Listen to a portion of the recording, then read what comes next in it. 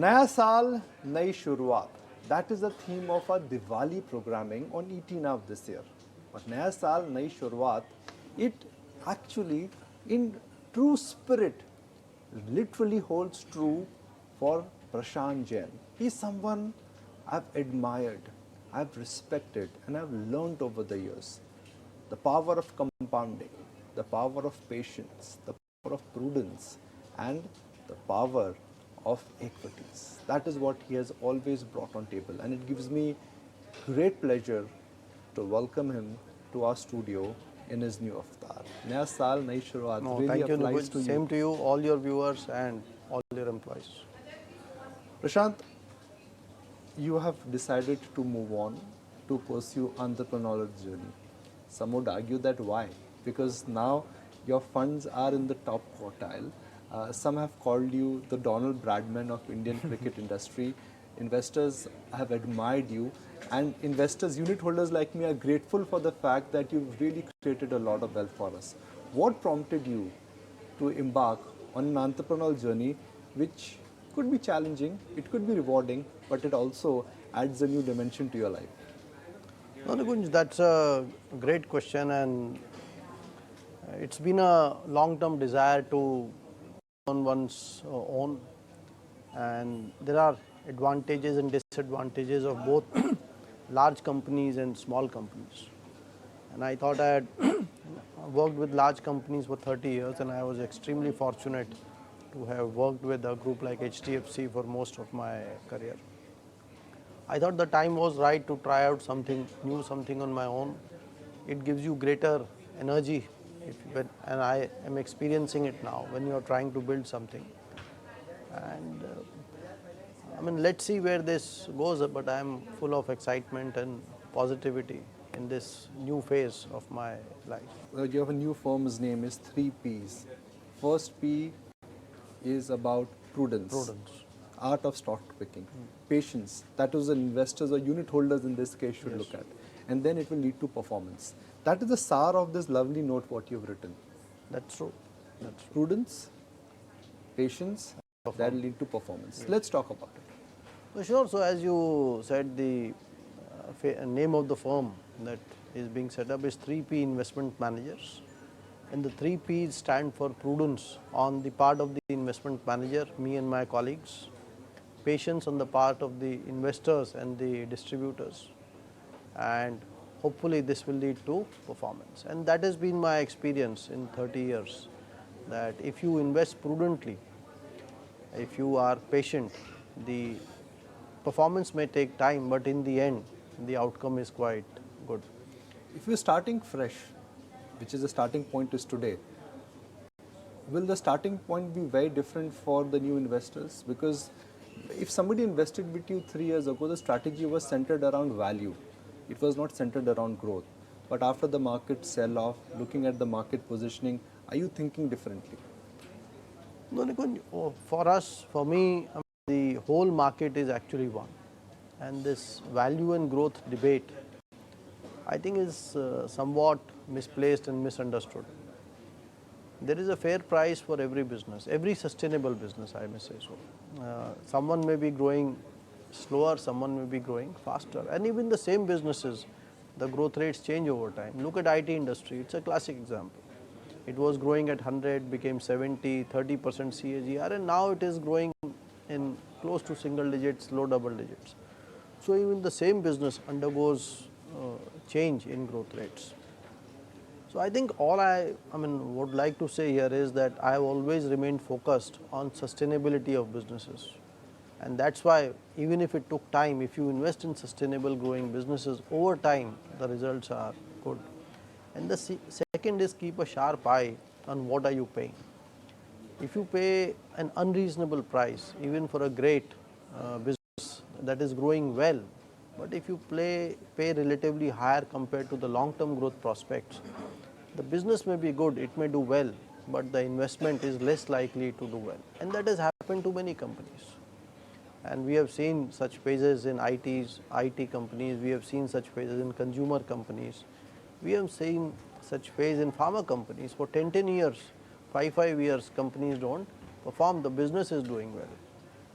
So, I think I would try and stick to the same philosophy. I think it is a winning strategy in the long term, that keep a sharp eye on sustainability, quality of business, avoid businesses that are weak, that are not sustainable, and do not overpay, at least not meaningfully overpay for growth, because high growth rates typically do not sustain for very long periods of time also. And we are now experiencing this. I think we are likely to experience more pain in the quote unquote the growth stocks, as cost of capital which fell to unreasonable, unsustainable levels, as it is now normalizing the world over. And the US markets, the Western markets are also now realizing that fast. Now, ultimately, it's the anchoring around interest rates which matters, and if interest rates they go higher, it will change the rate how you discount future cash flows. How much of that interest rate adjustment is already happened in the global markets, and how much is due in Indian markets? So, I think that is a very tough question, and I do not think anyone or most of us will have an accurate answer. And I think even central banks have erred in many cases, and we know that. So, but I think in US, that is my gut feel, or based on some basic understanding, I think the inflation will take longer to come down, and let me explain, let me spend a minute on that. There are three key drivers, or there are three key components of inflation in US. First is rents, home rents, which are closely linked to interest rates in US. And as interest rates are going up, even the rents will have to go up, because unlike in India where rental yields are below mortgage rates, it is the opposite in US.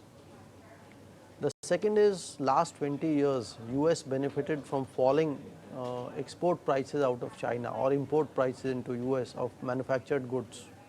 I think that trend has reversed, because over last 5 years the working age population is declining even in China.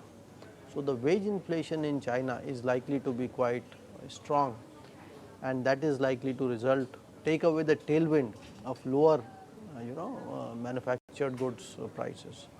And I think third most important, the working age population growth in US is now down to maybe 0.2, 0.3%. Plus the US households have lot of excess savings which was due to COVID. I mean, you may recall US carried out massive transfers, cash transfers to people. So, it is estimated almost 15% of GDP's equivalent is the excess savings in US. So, I think US economy has strong demand, low working age population growth, increasing rents and increasing import prices. So, I think it will take a slowdown in US. You will have to impact demand before inflation comes down. Therefore, I feel that while no one knows the real answer, but I do feel that there is a good possibility that US yields may head even higher. And to what extent have markets priced that in, I do not think it would be easy to guess that. But I think one should be a bit cautious in these markets because it is the US cost of capital is going up. It is the largest economy, the largest pool of capital in the world. So, you expect a bit of a shakeout? See, Nikunj, we do not know, to be honest. What I am telling you, I am sure many people, markets also realize this. No one has explained us this beautifully. Yeah, but I am sure people in US know this. But see, unlike last time around when foreigners sold in India, almost 30-40 billion US, I think three things worked for us. The markets were extremely low. The households' allocation to equities was very low, because please remember, in the COVID year, mutual funds faced massive redemptions. Yes. And third is the bank deposit rates were also extremely low, because economic outlook was quite challenging. Now, all of these three have reversed. Today, household allocation to equities is quite good, yes, even on the flow basis, number one. Number two, the markets are not cheap. At bottom, markets were 50% market cap to GDP. Now they are more than 100%. So you don't have great value available. third, more important, I think the credit growth is exceeding deposit growth by 6 to 7%. And that I think could lead to sharply higher bank deposit rates in the next 6 odd months. And people have not made money for last year or so, by and large. So I think if you combine all of this, I think again I don't have the answer. Most of the time we don't have the answers. But I think there is a possibility that if foreign selling comes this time around, the local flows may not match up to what happened last year. So I would say while one remains optimistic, positive on Indian economy, in fact Indian economy is probably the best placed in last 3 decades, and we can discuss that later. But I think from a capital markets perspective, it would be prudent to be a bit cautious, to keep a little money on the side. In the event there is a correction, then one can participate in that. And also these are, while these markets will create reasonable wealth over long periods, given the prevailing valuations, I don't think these are runaway markets. But as you know, we have learned, seen it time and again, one could be wrong over short periods in timing the markets. What if correction does not come? If correction, see if US yields, when US slows down, I think it should slow down for inflation, for interest rates to peak out. If markets, that means if markets, whatever, wherever they are, that would have been absorbed by them. If they don't correct for 6 months, then I think this event would have passed, this risk would have been priced in, we can say with higher degree of confidence. Then again, I mean the long-term story in India is intact. So all I am saying, I am not negative on the markets. All I am saying is there is this very big event that is unfolding. The US cost of capital going up is not something you can ignore. The entire valuations what we saw in the new economy, that was largely a result of nearly zero cost of capital. So let this change be over. It will not hurt much for a long-term investor if you stay on the side with a little bit of capital. I am not saying don't remain invested. We should remain invested. That's always the key. But if your normal allocation is X, maybe 20-30% lower, or at least don't invest incrementally in a hurry. So I think because it is not a small event, it's a very major thing that is unfolding. How if EMs get one round of selling, I don't know how things will pan out.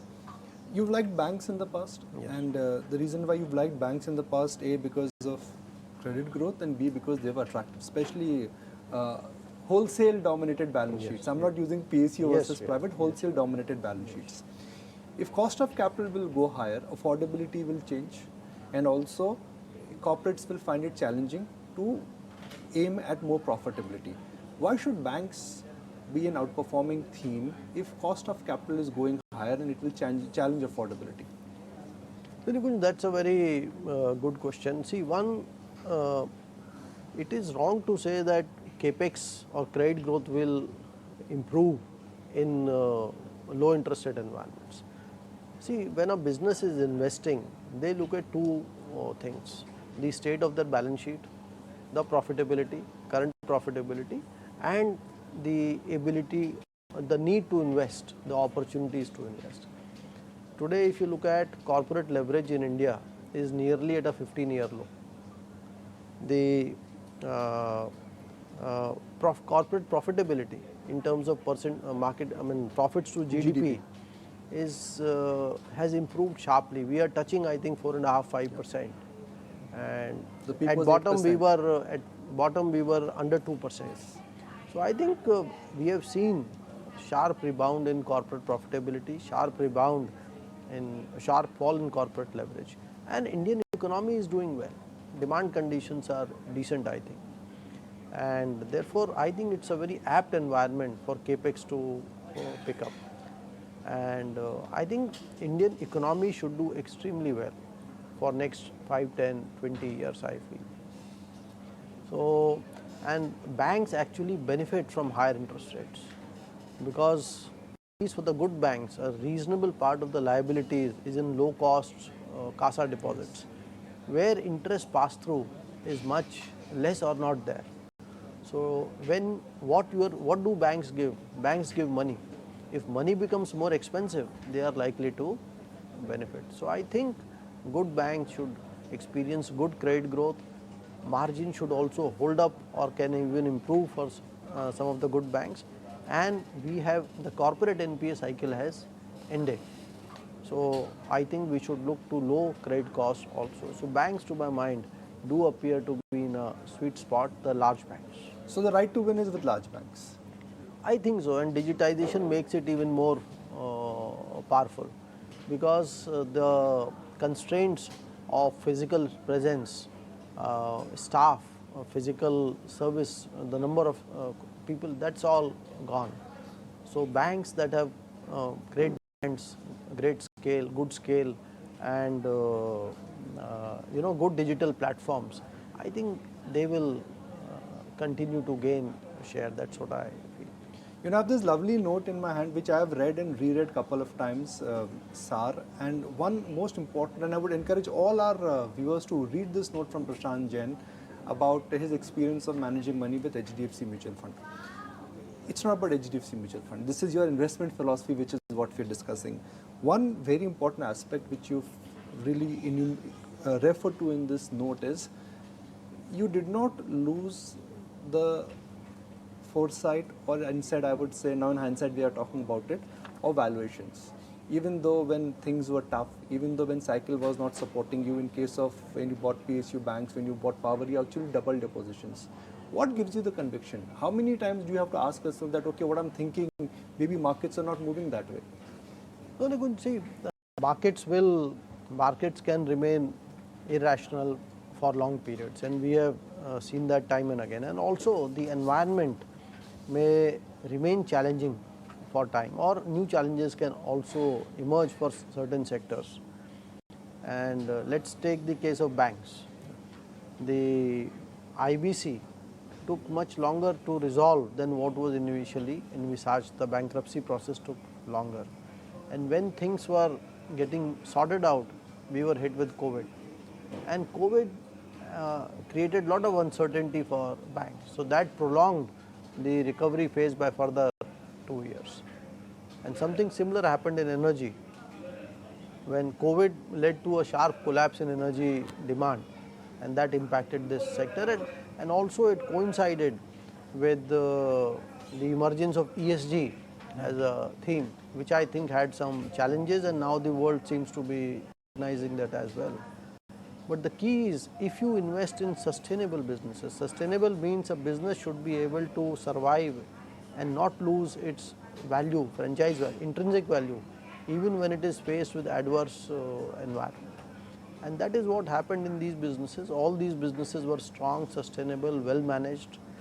They weathered the tough times, and actually they came out stronger, because some of the weaker entities lost market share much more.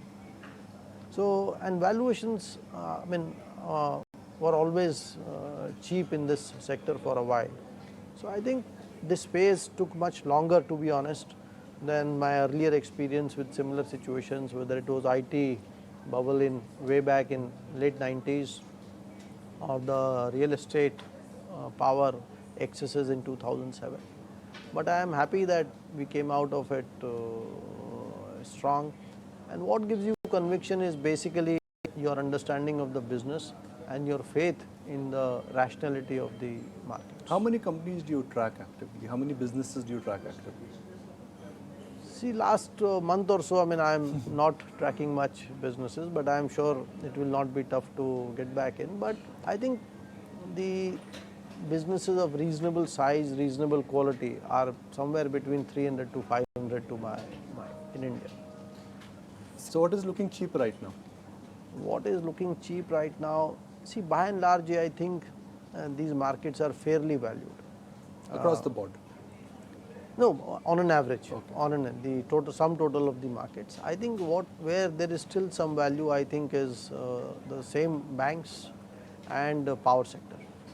Power, I think, got penalized a lot more than what it should have been because of the emergence of ESG-based investing, because of certain challenges. But I think as the world is realizing, energy is something very basic, and despite having invested trillions of dollars in non-conventional energy, if you look at the world's mix of energy, the needle has not moved at all.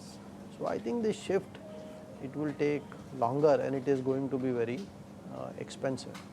And there is a place for, therefore I feel there is a place for even conventional energy.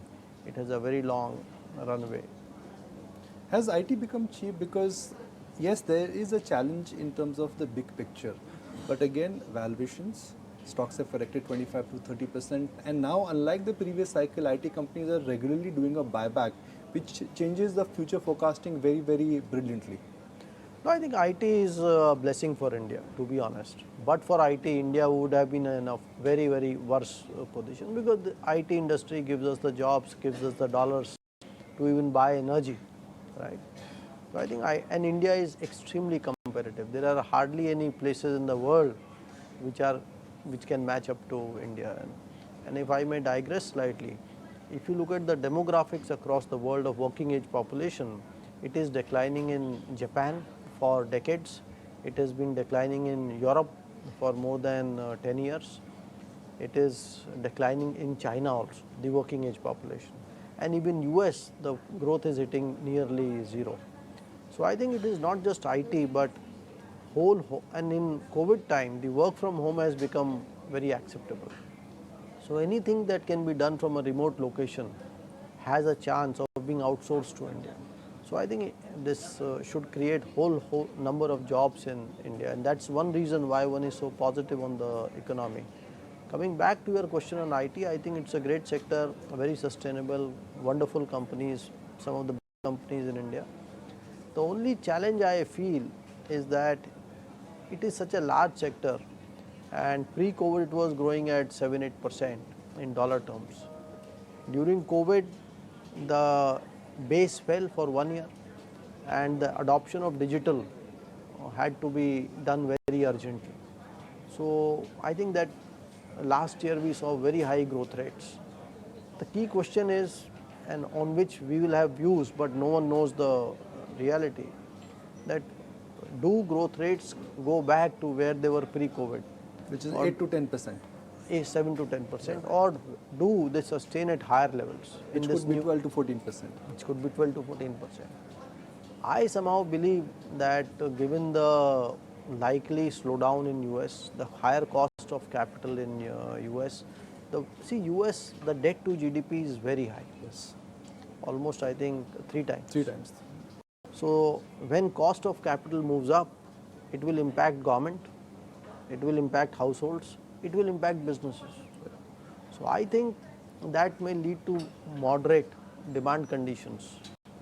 So I feel that while IT has corrected from where at peak this sector was trading, I think almost 30-35 times, which was very unreasonable. Mid-cap IT stocks were even 50-60 yes, times. No, I am talking of large caps. Yeah. And large caps today are trading, I think, between 20 and 25 times. I would still be a bit cautious on that space. And what we discussed earlier, the US economy, the challenges, I think this is one space which is at the front line of that impact. So I would be a little cautious, but this is a sector which you should never lose sight of. And just focus on you don't overpay, and over time it creates a lot of wealth. And I don't see any reason why longer term it will not do well. But I think near term the multiples even today appear a bit higher too. Warren Buffett made 88% of its wealth after it turned 60. You're not 60. So is Prashant Jain preparing for that? See, I'm being very honest, I have never had a target for wealth creation. And I have just focused on doing the right things every day. And wherever it takes me, let's see. Well, they always say that what differentiates the unknown from unforgettable is the process, it's the approach, it's the temperament. And the fact that Prashant has helped millions of investors to create wealth is something really needs to be applauded. It's been an absolute pleasure to interact with you. Thank you. And Naya saal, nayi shuruaat, all I can say is new beginnings for you, and wish you all the very best within your entrepreneurial journey. Thank you, Nikunj, and I wish all viewers, investors, and all your colleagues all the best for the new year as well. Thank you. Thank you very much.